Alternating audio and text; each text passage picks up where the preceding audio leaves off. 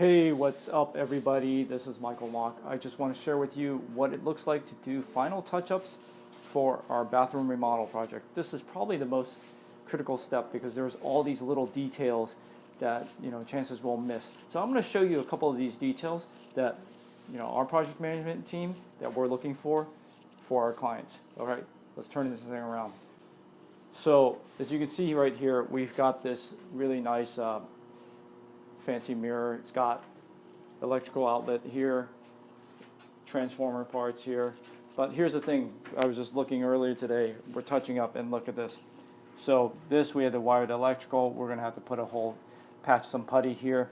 So that's one little thing here that I noticed.